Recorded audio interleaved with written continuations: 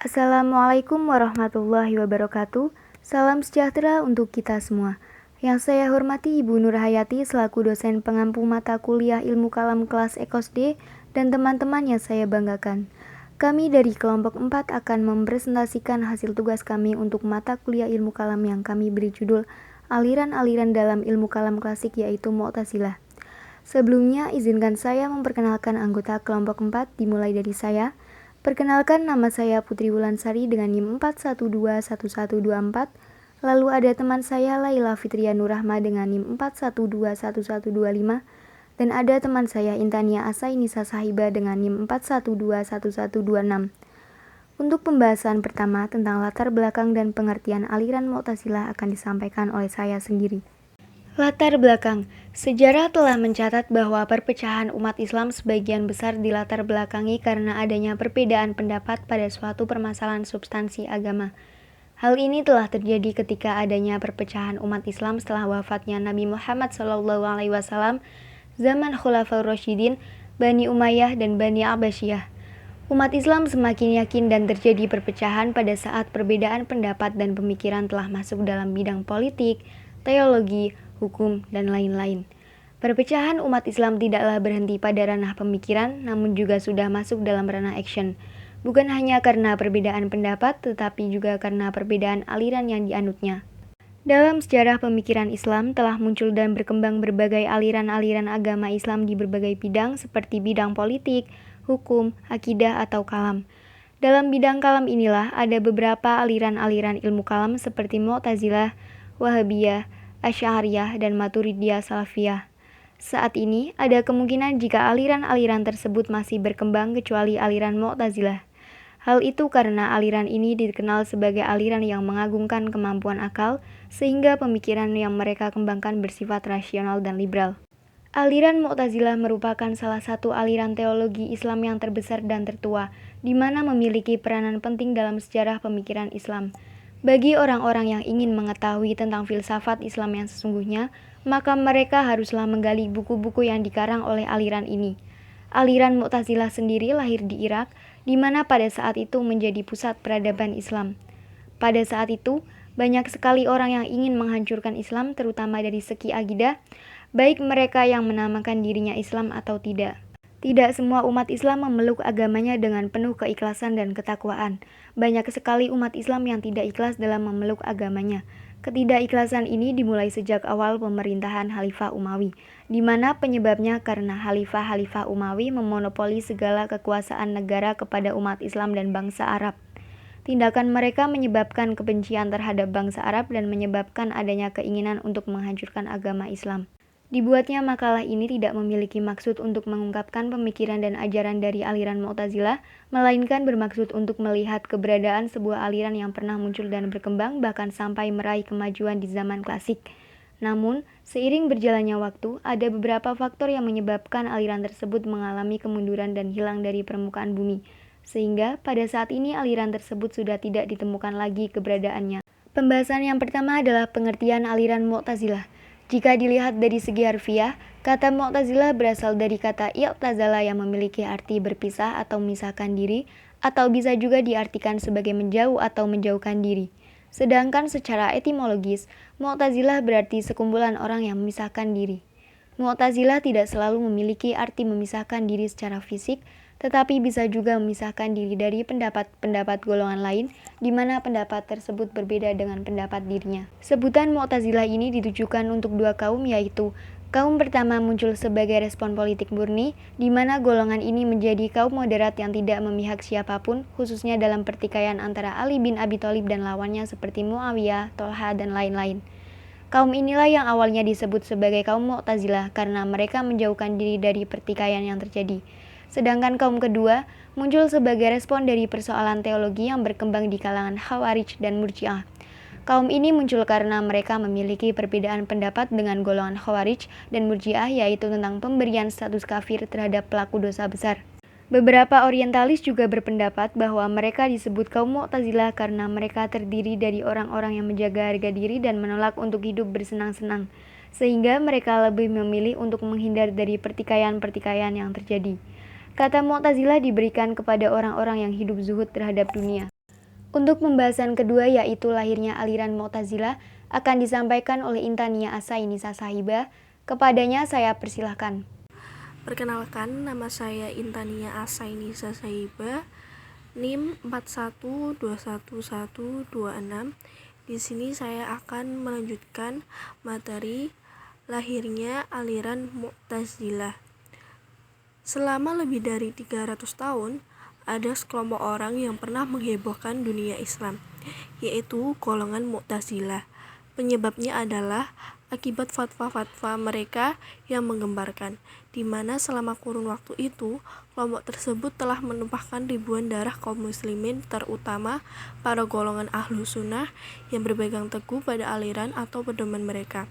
Aliran Mu'tazilah pertama kali muncul pada abad kedua hingga abad ke-7 Hijriah, tahun 105 sampai 110 Hijriah, tepatnya pada masa pemerintahan Khalifah Abdul Malik bin Marwan dan Khalifah Hisham bin Abdul Malik di kota Basrah, Irak. Pelopor dari aliran ini adalah seorang penduduk Basrah yang merupakan mantan murid Al-Hasan Al-Basri yang bernama Wasil bin Adha Al-Makhzumi Al-Huzal yang lahir pada tahun 700 Masehi di Madinah. Munculnya aliran ini adalah ketika Wasil bin Adha mengeluarkan pendapat bahwa umat muslim yang melakukan dosa besar berarti bukan termasuk mukmin dan juga bukan kafir yang berarti ia fasik. Dia berada di antara dua posisi atau yang disebut al-manzilah bain al-manzilatain, yang artinya tempat di antara dua tempat.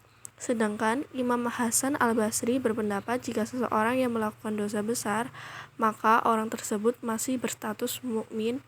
Setelah berpendapat mengenai hal tersebut, kemudian Wasil bin Adha langsung pergi meninggalkan pengajian yang diikuti oleh temannya yaitu Amr ibnu Ubaid. Melihat tindakan yang dilakukan oleh Wasil dan temannya, maka Hasan Al-Basri berkata, "Iktazala anna Wasil." Wasil telah memisahkan diri dari kita. Dan inilah yang menjadi penyebab awal munculnya aliran Mu'tazilah, di mana ada perbedaan pendapat antara seorang murid dan gurunya, sehingga aliran Mu'tazilah diberikan kepada Wasil dan temannya. Ada juga versi lain menurut Al-Baghdadi, di mana ia mengatakan bahwa Wasil dan temannya yaitu Amr ibnu Ubaid diusir oleh Hasan Al-Basri dari forum pengajian karena adanya perselisihan antara keduanya tentang masalah qadla dan orang mukmin yang melakukan perbuatan dosa besar. Lalu karena perbedaan pendapat tersebut, akhirnya Wasil dan temannya menjauhkan diri dari Hasan Al-Basri sehingga mereka disebut sebagai golongan Mu'tazilah. Versi lain juga dikemukakan oleh Taikh Kubro Zadah yang mengatakan bahwa pada suatu hari ada seseorang yang bernama Qadadah bin Da'mah masuk ke Masjid Basrah dan bergabung dengan majelis Amr bin Ubaid yang disangkanya adalah majelis Hasan Al-Basri. Setelah mengetahui jika majelis tersebut bukan majelis Hasan Al-Basri, maka ia langsung berdiri dan pergi meninggalkan tempat sambil berkata, "Ini golongan Mu'tazilah." Sejak saat itulah kaum tersebut disebut sebagai golongan Mu'tazilah. Terima kasih kepada Intania atas penjelasannya. Selanjutnya pembahasan yang ketiga dan keempat serta kesimpulan akan disampaikan oleh teman saya, Laila Fitria Nurrahma. Kepadanya saya persilahkan. Sebelumnya, perkenalkan nama saya Laila Fitria Nurrahma, NIM 4121125. Nah, selanjutnya yaitu pembahasan mengenai tokoh-tokoh dalam aliran Mu'tazilah. Kota Basrah bukan merupakan satu-satunya pusat aliran Mu'tazilah. Dalam perkembangannya, kota Baghdad yang merupakan ibu kota pemerintahan juga menjadi salah satu pusat aliran Mu'tazilah. Adapun tokoh-tokoh pendukung dalam aliran Mu'tazilah di kota Basrah antara lain, yang pertama yaitu Wasil ibnu Atta. Beliau mempunyai gelar Syekh al-Mu'tazilah wa Qadimuha, atau pemimpin sekaligus orang tertua dalam Mu'tazilah, karena ia merupakan tokoh pertama yang melahirkan aliran Mu'tazilah. Ajaran pokok yang yang dicetuskan oleh Wasil bin Atha, yaitu paham al-manzilah bain al-manzilatain, atau menjadi doktrin ajaran Mu'tazilah. Paham Qadariyah yang diambilnya dari Ma'bad dan Ghailan, dua tokoh aliran Qadariyah, dan paham peniadaan sifat-sifat Tuhan. Yang kedua yaitu tokoh Abu Huzail Muhammad al-Alaf, lahir di Bashrah pada tahun 135 Hijriah dan wafat pada tahun 235 Hijriah. Ia adalah orang pertama yang mendirikan sekolah Mu'tazilah di kota Bashrah. Abu Huzail al-Alaf juga merupakan seorang filosof Islam. Ia mengetahui banyak falsafah Yunani sehingga memudahkan untuk penyusunan ajaran-ajaran Mu'tazilah yang bercorak filsafat. Yang ketiga yaitu Ibrahim ibnu Sayyar ibnu Hani al-Nazam. Beliau wafat pada tahun 231 Hijriah. Ia berpendapat mengenai keadilan Tuhan bahwa manusia tidak mempunyai kekuasaan untuk berlaku zalim. Ia juga pernah berpendapat mengenai mukjizat Al-Quran. Menurutnya, mukjizat Al-Quran itu bukan pada uslub atau gaya bahasa dan balaghah atau retorikanya, tetapi terletak pada kandungan atau isinya.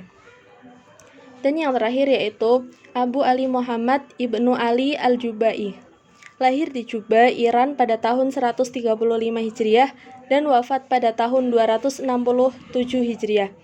Beliau pernah berpendapat mengenai kalam Allah Subhanahu wa taala, sifat Allah Subhanahu wa taala, kewajiban manusia, dan daya akal.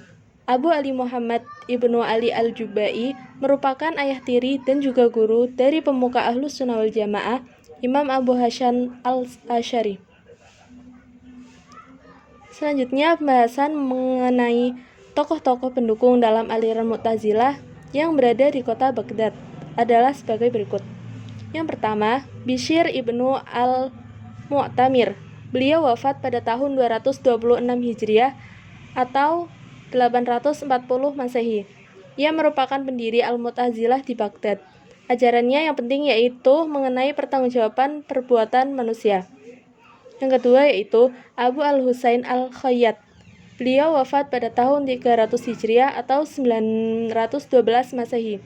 Buku Al-Intishar yang berisi pembelaan serangan Ibnu al-Rawandi merupakan karangan dari beliau. Yang ketiga, tokoh Jarullah Abdul Qasim Muhammad ibnu Umar, lahir pada tahun 467 Hijriah dan wafat pada tahun 538 Hijriah. Beliau dilahirkan di Khawarazm, Iran, dan lebih dikenal dengan sebutan Al-Zamakhshari. Maksudnya dengan sebutan Al-Zamakhshari.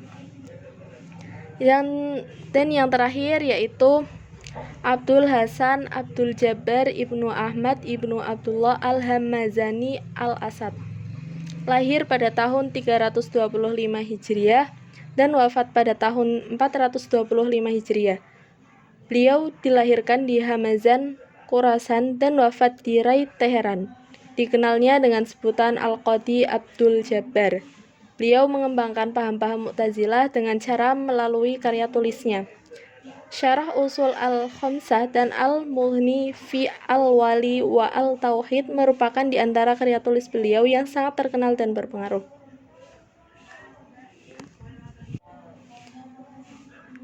Nah, selanjutnya bagaimana sih perkembangan aliran Mu'tazilah itu sendiri? Nah, pada mulanya aliran Mu'tazilah adalah aliran teologi yang hanya dianut oleh masyarakat biasa, kalangan intelektual, dan juga lingkungan pemerintahan Kerajaan Abbasiyah. Kemudian tertarik dengan aliran teologi karena aliran ini bercorak rasional dan liberal. Pada tahun 827 Masehi, Khalifah Al-Ma'mun, putra Harun al-Rasyid, menjadikan teologi Mu'tazilah sebagai mazhab resmi negara. Setelah menjadi mazhab resmi negara dan sudah diakui oleh pemerintah, aliran Mu'tazilah secara terang-terangan menyebarkan paham-paham ajarannya. Cara penyebaran tersebut dilakukan dengan cara kekerasan, pemaksaan, maupun lemah lembut. Pada saat penyebaran paham-paham aliran Mu'tazilah, Terdapat satu peristiwa al-mihnah, yaitu pemeriksaan yang dilakukan oleh Khalifah Al-Ma'mun kepada para ulama ahli hadis dan ahli fikih. Peristiwa ini merupakan salah satu akibat dari cara penyebaran paham-paham yang dilakukan dengan cara kekerasan. Dukungan dari kaum intelektual dan para penguasa membuat aliran Mu'tazilah mengalami masa keemasan dan kemajuan pada masa itu. Tetapi, karena kekerasan dan penyiksaan yang terus-menerus dilakukan oleh para pengikut aliran Mu'tazilah, membuat para kaum muslimin mulai membenci dan meninggalkan aliran Mu'tazilah. Khalifah Al-Mutawakkil yang pada awalnya memang tidak menyetujui adanya aliran Mu'tazilah, memberikan dukungan kepada pengikut aliran Mu'tazilah untuk keluar dari aliran tersebut. Setelah itu, terdapat pengumuman yang berisi larangan terhadap aliran Mu'tazilah di wilayah Irak. Tepatnya, pengumuman tersebut digagasi oleh Muhammad Al-Ghazali. Selanjutnya yaitu penutup. Jadi kesimpulannya yaitu aliran Mu'tazilah merupakan aliran yang ditunjukkan bagi orang yang memisahkan diri atau menjauhkan diri, di mana aliran tersebut pernah menggembarkan dunia Islam selama kurun waktu 300 tahun akibat fatwa-fatwa mereka yang membuat heboh. Aliran ini masuk ke dalam salah satu aliran Islam terbesar dan tertua di dunia yang pernah berkembang di dunia Islam pada abad ke-2 sampai abad ke-7 Hijriah yang bertepatan dengan awal abad 8 Masehi. Banyak versi yang mengemukakan tentang awal mula lahirnya aliran Mu'tazilah. Namun sudah terkenal jika aliran ini dipelopori oleh seseorang yang bernama Wasil bin Attal ketika ia menjauhkan diri dari seorang gurunya. Aliran ini muncul berkaitan dengan masalah politik dan dilanjutkan dengan persoalan agama semata. Hingga pada akhirnya aliran rasional ini lenyap sama sekali seiring dengan hancurnya kota Baghdad dan kota lainnya akibat serangan tentara Mongolia pada abad ke-7 Hijriah atau ke-13 Masehi. Terima kasih kepada Laila atas penjelasannya. Demikian yang dapat kami sampaikan. Semoga bisa bermanfaat dan menambah wawasan bagi kita semua. Mohon maaf apabila ada kesalahan baik yang disengaja maupun tidak. Terima kasih. Wassalamualaikum warahmatullahi wabarakatuh.